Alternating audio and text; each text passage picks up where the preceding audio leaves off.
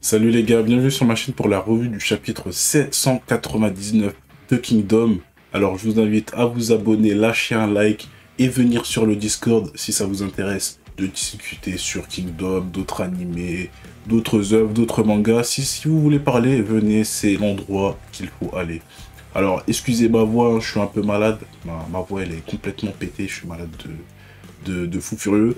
Mais il faut quand même faire la review, vous avez capté, hein, je vous abandonne pas. Donc, on s'était arrêté sur l'arrivée de Shiryu, hein, qui nous avait un peu, entre guillemets, choqué, on va dire, hein, sur la fin du dernier chapitre. Elle arrive devant Suwu, elle a perdu un bras. Ok, pourquoi pas, on va dire, pourquoi pas.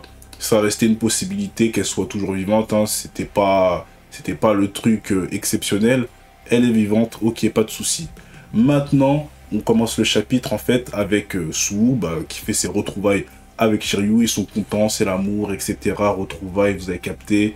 Et là, Shiryu commence à dire « Mais pourquoi t'es venu? J'aurais pu m'enfuir toute seule. » Alors, on va arrêter de se foutre de notre gueule quand même. Hein, non, elle allait pas s'enfuir toute seule, faut pas abuser. Hein, elle peut pas s'enfuir toute seule, il y a Konsaro, il y a des gens, ils veulent sa tête là, les mecs de Jiaga, ils la surveillent 24 heures sur 24. On va se calmer, il lui manque un bras, on va se calmer, d'accord?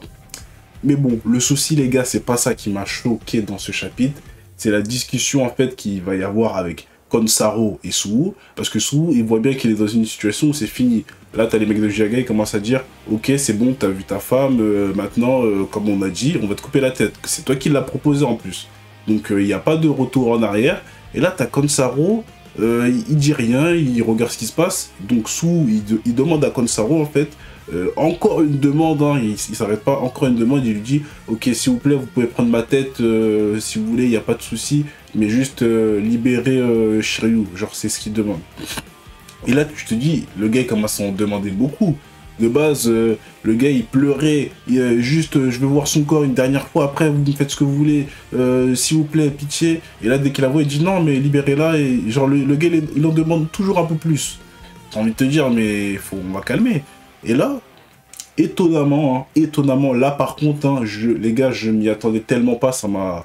Genre, j'ai fait ok, ça m'a choqué. Vraiment, là, ça m'a choqué comme Saro qui dit ouais, mais t'inquiète pas, hein, si je l'ai ramené et que je t'ai laissé la voir, c'est que je voulais pas te tuer, en fait, non, mais les gars, c'est moi, je suis... j'ai aucune vision de jeu, ou c'est comment, là? Genre, le gars... t'as réussi à trouver la commandante qui a tué ton frère de sang. Ok, même si tu t'as pas trop d'animosité envers elle, ok, tu la gardes et tout, tu vas pas la torturer, tu la gardes, ok. Là, ouais, là je peux comprendre, ouais, envers Jiaga, je suis toujours un bon gars et tout. Ok, là on peut comprendre. T'as son gars qui arrive tout seul, un général de kin ennemi, et pas n'importe quel général ennemi, hein, c'est un général, voilà, ça c'est du niveau, c'est un général de chez Hussein, c'est du niveau quand même. Il arrive tout seul pour se rendre, juste pour voir sa femme. Et toi, tu dis ok, tu veux quoi? Il explique ce qu'il veut, tu lui donnes plus que ce qu'il veut, il redemande encore plus, et toi tu dis quoi? Tu dis non mais t'inquiète, j'allais pas te tuer, vous pouvez partir. Non mais j'étais abasourdi, vraiment. Ok, Konsaro, c'est la classe et tout, mais là, ça devient être gentil pour gentil. Là, on rentre dans le shonen, oui, allez être heureux ensemble. Parce que là, je vois pas pourquoi tu les laisses partir, en fait. Là, c'est juste de la bêtise. Tu vois, tu peux dire, bon, ok, on va les mettre bien. Par contre, vous venez avec nous à Seika, et voilà, on va pas vous torturer et tout, il n'y a pas de souci, mais on va pas vous libérer, genre, c'est la fête, vas-y, venez prendre des prisonniers et tout. De l'autre côté, on a Riboku, il a fait la misère à Eki et ses hommes, etc. Et là, t'as Suwu, il arrive, quand et demi, oui, bonjour, je cherche ma femme, elle est où? Ah, vous l'avez soignée, merci, allez, je me casse. Ah, j'oublierai pas, hein, merci, Konsaro, à la prochaine. Genre, c'est la fête, ça m'a... Les gars, j'ai fait, mais attends, mais j'ai bien lu, là? Genre, partez, ok. Ok, Konsaro, après, t'as les autres de Jiaga, ils persistaient à vouloir prendre la tête de Suwu, mais bon, après quelques explications, il commence à dire, ouais, bon, j'avoue, Jiaga, il aurait pas voulu ça, ouais, il avait trop la classe et tout, ouais, c'est vrai qu'on a l'air cool comme ça, mais on est où, là, les gars? On est où? Je comprends que Seika, en gros, c'est les mecs dignes. C'est les mecs dignes. Mais là, il faut quand même savoir doser. Genre, t'as deux prisonniers de guerre super importants comme ça, et tu leur dis, prenez un cheval et partez, rentrez chez vous, c'est rien. Allez, c'est cadeau. Allez, donnez même leur un cheval et leur nourriture, et vas-y, allez vivre amoureux et tout. Et là, t'as Sue qui dit, t'inquiète, j'oublierai pas. Et comme ça, il dit, ouais, je sais que t'oublieras pas. C'est tout. C'est tout. Maintenant, la question à se poser, c'est, qu'est-ce que Sue va faire?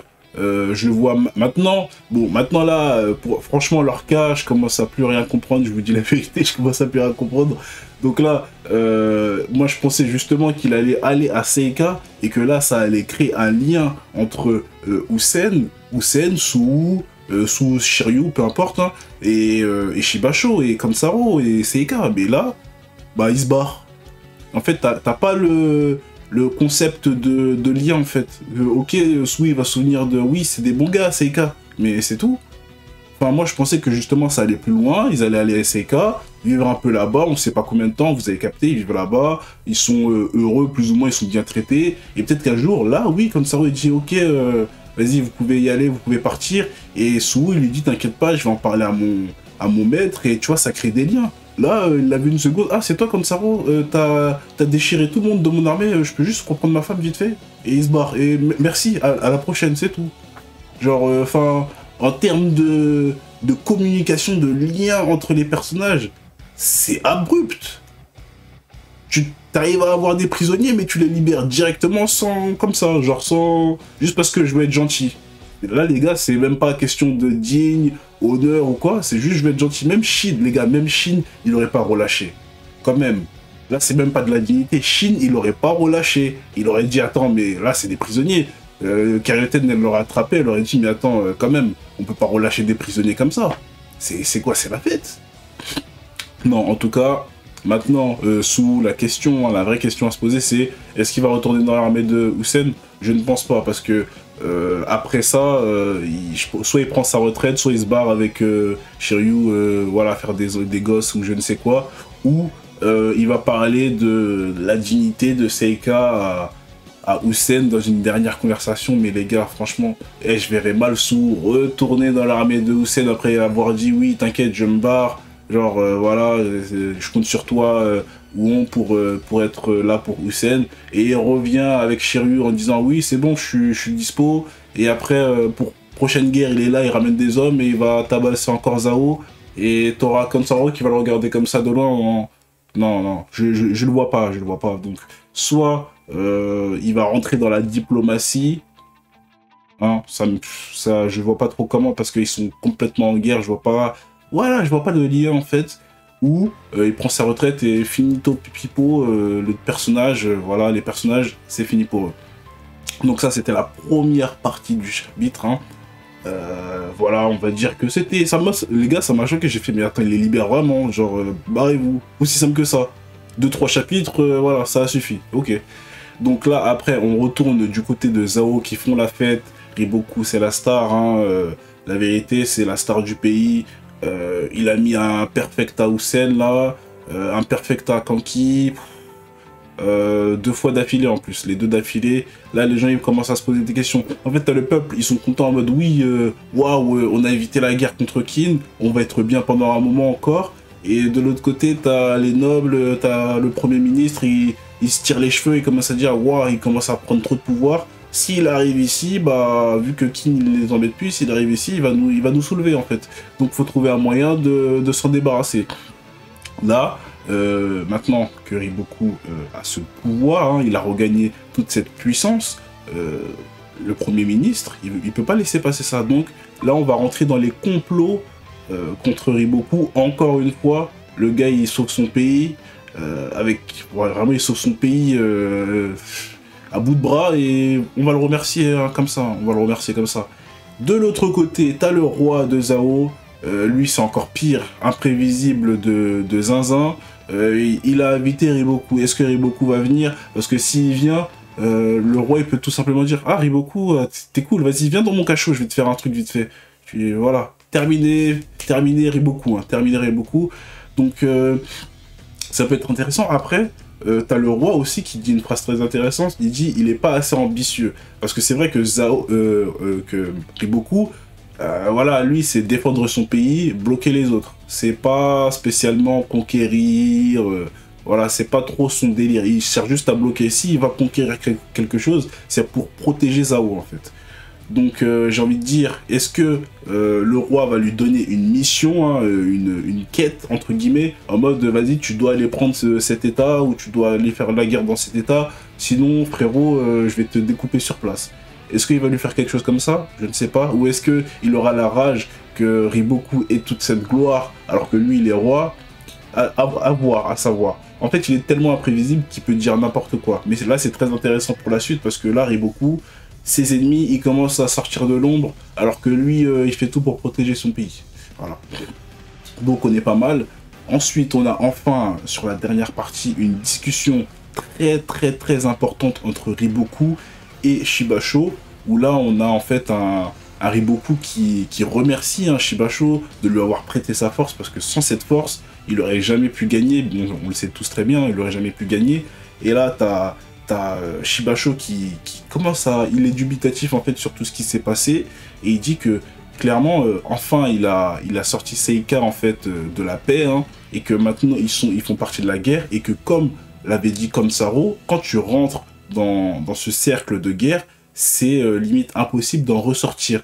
Et là on remarque en fait que franchement Shibasho, il fait beaucoup confiance à Konsaro, et j'ai l'impression que Konsaro, c'est même le cerveau de Seika, hein. On pensait que Shibasho, mais j'ai vraiment l'impression que Konsaro, niveau que ce soit stratégie, politique, etc., il est soit du même niveau que Shibasho, soit au-dessus, hein, parce que Shibasho, il se réfère très souvent à Konsaro pour les prises de décision, pour des pensées philosophiques, politiques, ou quoi. Il se réfère beaucoup à lui.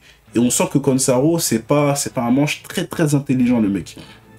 Premier général de Seika, pas seulement, je pense, pour sa force ou son côté stratégique, hein, mais c'est aussi pour son cerveau. Donc on aime beaucoup. Donc là, t'as Shibasho, il se pose des questions. Hein, maintenant que son peuple, il fait partie de ça, il demande à Riboku, toi, nous on vient d'arriver, on le fait depuis là tout de suite. Toi, tu le fais depuis des années avec tes hommes. Qu'est-ce que ça fait? Riboku, il dit ça fait mal, mais c'est le seul moyen en fait de continuer en fait ce cycle de guerre où tu as une guerre et la paix. Et là, on sent vraiment que Riboku, malgré son intelligence, les gars, il reste très fataliste. Ça veut dire que pour lui, ce sera tout simplement, il n'y a pas d'autre chemin, ce sera guerre, paix, guerre, paix, guerre, paix. Et le seul moyen d'avoir la paix, c'est de faire une guerre, de la gagner et d'avoir un temps de répit, en fait, pendant ce temps. Donc pour lui, c'est ça sa mentalité, hein. Elle est je trouve que c'est très fataliste, mais en même temps, le problème à cause de ça, c'est que Riboku, il fera jamais plus qu'il ne fait maintenant. Ça veut dire que là, il peut battre tous les généraux de Qin, mais il n'ira jamais changer les choses dans son pays ou dans les autres pays pour le bien commun, en fait. Lui, tout ce qu'il veut, c'est « Ok, vous m'attaquez, je vais vous foudroyer, je vais me préparer, je vais vous foudroyer. Ok, on sera en paix, je vais voir mes moutons. Ah, il y a quelqu'un d'autre qui arrive, je vais les fracasser, et voilà, on recommence tout le temps. » Alors que, dans ce discours-là, on voit que Shibasho, il n'est pas complètement d'accord, en fait. On sent qu'il réfléchit et tout, et même Riboku lui dit attends, mais t'es pas trop avec la mentalité du roi de Qin, là, parce que là, avec cette défaite, Riboku, il pense que, voilà, Qin, leur rêve d'unification, il est mis à mal. Mais t'as Shibasho qui dit, tu penses vraiment qu'ils vont s'arrêter là? Et on sait très bien qu'ils vont pas s'arrêter là. Mais maintenant, la question, c'est, on sait qu'ils vont pas s'arrêter là, mais il y a bien un moment où quelque chose va se briser chez Zhao, et ils vont réussir à passer. Et c'est ça, je pense, que Shibasho se dit, en fait, il se dit, mais les gars, ils arrêteront jamais, en fait. Ils arrêteront jamais. Mais le problème avec ça, c'est que, enfin, le problème et la solution avec ça, c'est que ils arrêteront jamais, il y aura toujours des guerres, mais si ils le font, il n'y en aura plus, en fait. Et là, t'as Shibasho, t'as l'impression que cette idée, je vais pas dire qu'elle lui plaît, mais il y réfléchit. Or que pour lui, on a bien vu Riboku, non, il n'y a pas d'unification qui tienne, c'est chacun son pays, si vous venez, je vous fracasse, et j'aurai ma paix pendant quelques temps, mais il n'y a pas de ça. Et là, t'as Shibasho, lui, on dirait qu'il se pose des questions on dirait que je pense que une discussion entre Shibasho et Essay, et peut-être même avec Kansaro, je pense que ça peut déboucher sur quelque chose de très très bon. Et c'est pour ça qu'au début de la vidéo, je parlais des liens, et moi j'aurais aimé qu'il y ait des liens en fait, pour qu'il puisse y avoir une discussion au final. Vous imaginez un Sou qui va voir un Hussein et qui parle de Kansaro, de Shibasho, qui sont quand même assez ouverts face à l'unification ou face à la paix. T'aurais un Hussein qui peut-être va se dire « Ah bah eux, peut-être que je peux leur parler, peut-être qu'on peut avoir des idées semblables pour la Chine. » Et d'un autre côté, t'as un Shibasho qui peut se dire « Le Hussein il peut être intéressant ou le Sei peut être intéressant. » Et là, tu vois, tu crées des liens, tu crées des discussions, tu crées des pensées. Mais là, j'ai l'impression que tout est cassé. Bon, après, voilà, on n'a pas la suite des événements, mais vous voyez où je veux en venir, parce que, voilà. Mais, en tout cas, c'était un bon chapitre, avec, voilà, après-guerre, vous avez capté après-guerre, on a eu des bonnes discussions, surtout celle avec de Riboku et Shibasho, qui nous a donné, en fait, une idée de la pensée de Shibasho, hein. Et Kansaro, enfin, c'est vraiment le bon samaritain, quoi. C'est... Ok, il est intelligent, il est digne et tout. Le chapitre précédent, justement, je disais, ah ouais, c'est un mec digne. Mais là, j'ai l'impression que c'est juste le bon samaritain. Il dit, allez, ok, je suis gentil pour être gentil, là. Là, c'est gentil pour être gentil. Ça sert à quoi de les laisser partir comme ça? Franchement, la vérité. En tout cas, c'était un chapitre sympathique. Vous me direz ce que vous en avez pensé en commentaire. N'oubliez pas de liker la vidéo, de vous abonner et venez sur le Discord si vous voulez discuter. Sur ce, je vous souhaite une bonne soirée. A plus.